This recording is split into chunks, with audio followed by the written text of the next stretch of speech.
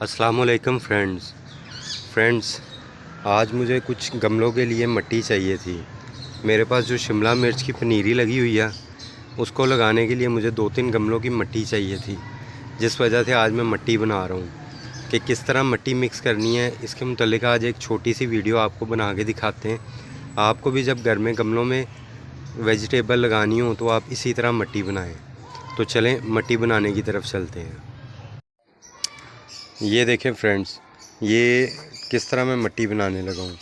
Friends, मेरे पास जो पहले की मिट्टी लगी हुई है गमलों में, जो कि बिल्कुल ज़ाया है, यानी उसमें जो है वो मैंने इस वक्त कोई नहीं लगाए हुए गमले वगैरह, पौधे वगैरह नहीं लगाए हुए।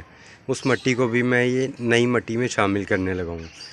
इस नई मिट्टी में मैंने मुख्तलिफ़ किस्म की मिट्टी शामिल की है, जैसे बल मिट्टी और साबका जो गमलों की मिट्टी पड़ी हुई है वो वाली, और उसके अलावा मुख्तलिफ़ किस्म की जो है वो थोड़ी बहुत कोई रेत इस तरह की मिक्स करके तो ये एक अच्छा सा कम्बिनेशन बनाने लगा हूँ। ये देखें, ये जो पुराने गमले पड़े हैं मेरे पास, उनकी मिट्टी भी इसी में शामिल करूँगा। ये देखें फ्रेंड्स, ये भतीजा मेरा जो है ये इसके अंदर सारी मिट्टी मिक्स कर रहा है। जो मेरे पास पड़ी हुई है मिट्टी, जो पहले इस्तेमाल हो चुकी है या नहीं इस्तेमाल हुई, सारी मिट्टी जो है ये इसी एक मिट्टी में डाल के तो इसमें मिक्स करेंगे। इसको उल्टा करके झाड़ लो, गमला उल्टा करके झाड़ लो।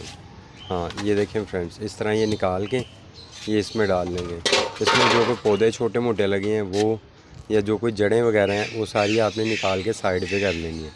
जिस हद तक मुमकिन हो इसमें से जड़ें और पौधे वगैरह निकाल लेने, क्योंकि ये पौधे जब इस मिट्टी में मिक्स होंगे तो ये इसके अंदर ही गले सड़ेंगे, तो इसमें फंगस वगैरह मिट्टी में पैदा होने का चांस होता है। या अगर फंगस ना भी पैदा हो तो इसमें जो है नाइट्रोजन की मिकदार बहुत ज़्यादा हो जाती है, ये जड़ों के गलने की या पौधों के गलने की वजह से, जिससे कि आप जो नया पौधा लगाएंगे इसमें उसके मरने के चांसेस बढ़ जाते हैं। तो आपने कोशिश करनी है इसमें से जितना मुमकिन हो आप वो निकाल लें, जड़ें वगैरह या सांप का जो भी है इसमें पौधा वगैरह लगा हुआ उसको निकाल लिया जाए। इससे इंशाल्लाह इसमें नाइट्रोजन की ज़्यादती नहीं होगी और आपके पौधों के मरने के चांसेस भी बिल्कुल ख़त्म हो जाएंगे। चलें फ्रेंड्स, अब आपको दिखाते हैं कि इसको किस तरह हम इसमें मिक्स करते हैं। ये देखें फ्रेंड्स, मैंने जब भी इनमें पौधे वगैरह लगाने हों इस मिट्टी में, तो मैं पहले कोशिश करता हूँ कि सारी मिट्टी को आपस में अच्छी तरह मिक्स कर लूँ और इसको छान के इसमें जो कोई पत्थर वगैरह हों या जो कोई जड़ें वगैरह हों उसको अच्छे तरीके से निकाल लिया जाए बाहर। इसका ये फ़ायदा होता है कि इसमें जो मैंने आपको पहले बताया कि फ़ंगस लगने के चांसेस ख़त्म हो जाते हैं, या जड़ों के या पौधों के गलने सड़ने की वजह से जो इसमें नाइट्रोजन की मिकदार ज़्यादा हो जाती है उसके चांसेस ख़त्म हो जाते हैं। वो जब बाहर निकाल लिए जाते हैं तो फिर उसमें नाइट्रोजन की मिकदार ज़्यादा होने का डर ख़त्म हो जाता है। अब इसको मैं अच्छी तरह पहले तो छानेंगे हम, छानने के बाद इसको धूप लगवाएंगे।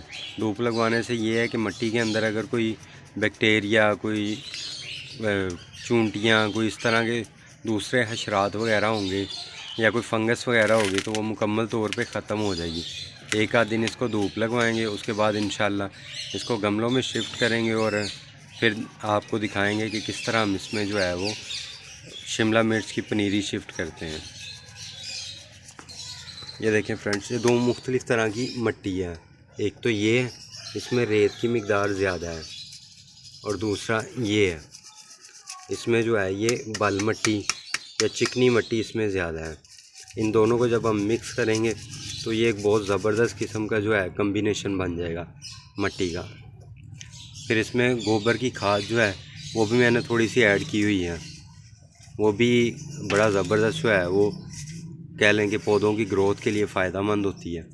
वो भी इंशाल्लाह जो है इसमें अच्छी तरह मिक्स हो जाएगी तो बेहतरीन अंदाज में जो है वेजिटेबल्स की ग्रोथ के लिए ये मिट्टी बन जाएगी। फ्रेंड्स, उम्मीद करता हूँ आपको आज की ये वीडियो अच्छी लगी होगी। अगर आपको वीडियो अच्छी लगी है तो प्लीज़ मेरे चैनल को सब्सक्राइब करें और साथ मौजूद बेल के आइकन को भी प्रेस कर लें। शुक्रिया।